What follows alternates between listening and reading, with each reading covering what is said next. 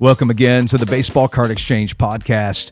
Today, we're going to be talking about wax packs, cello packs, and rack packs. We're not going to assume that everyone knows everything about wax packs, cello packs, and rack packs. So we're going to explain that real quick and let you know what the differences are and how certain people collect certain things. Again, alongside with me is the owner of Baseball Card Exchange, Steve Hart. He's been doing this forever. Steve, thanks for being here today. Thanks for having me. We're going to have a nice little conversation about the differences between wax, cello, and rack packs.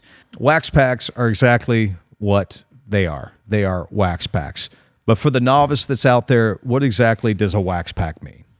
Wax pack of cards is, sports cards, even non-sports cards, wrapped together with a piece of paper that's waxy. Okay. Hence a wax pack. Yeah. Usually it contains, from the early beginning, 5 or 6 cards, up to 15 to 17 in the mid to late 80s, all random from Topps. And basically that was probably one of the more popular ways, people bought packs and maybe remember them as a kid too. The graphics and everything on them. So then a cello pack, that's a wax pack. What is a cello pack? And some people I know, they call us, what do they call us? A cello pack. Yeah, that's it. That's the musical instrument, correct? Correct. But spelled the same. Spelled the same, Okay. but it's pronounced Cello. cello. Short for cellophane, Yes. not cellophane. That's right. That was usually a way for Topps to sell more, and the price point was better for the buyer per card. Right. And it was a clear wrapper, no wax on it, heat sealed on the back, and you could see the top card showing and the back card showing. Popular because, again, as a kid, you ruffle through the cello box at the store looking for your favorite player on top or on bottom. Sure. So the cello pack was generally just a bit more expensive than a wax pack, but it had more cards in the pack.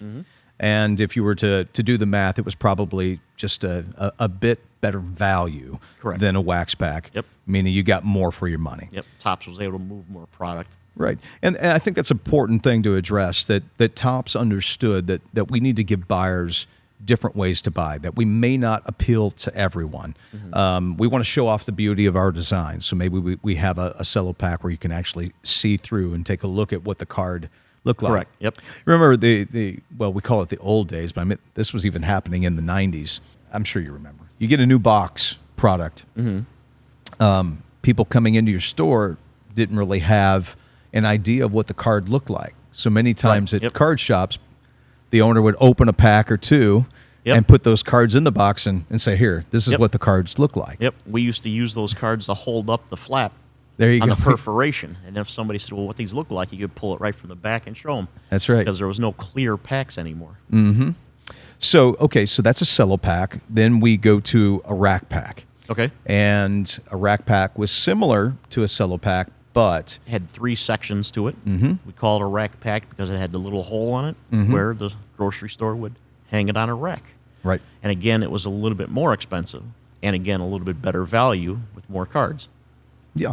And instead of a cello pack where you could see the top and the bottom card, Now you can see 6. Now you can 3 see on 6. top, 3 on bottom.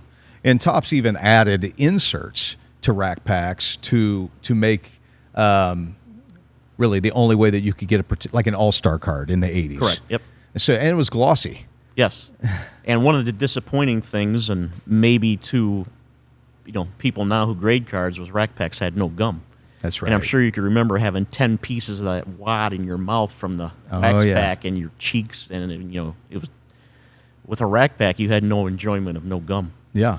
Of course, now that's acceptable because it also doesn't have any damage from the gum. I remember being in a store in 85 and seeing Eric Davis on the front of a Topps pack. Extremely popular player then. Yeah. They said he was going to be the first 50-50 guy, which now just finally happened. That's right. But I think Eric would say, if that was a deal, I could have done it. Or if I didn't have injuries. That's true. Yep.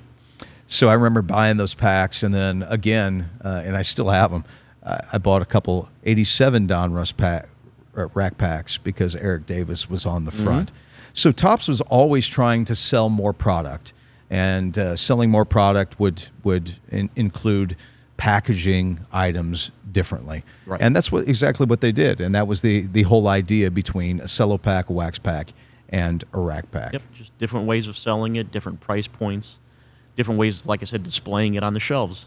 So Exactly. it was just a move product. So that's sort of, in a nutshell, what the difference is between a wax, cello, and rack pack. I hope you enjoyed this short episode today. Check us out next time on the Baseball Card Exchange podcast.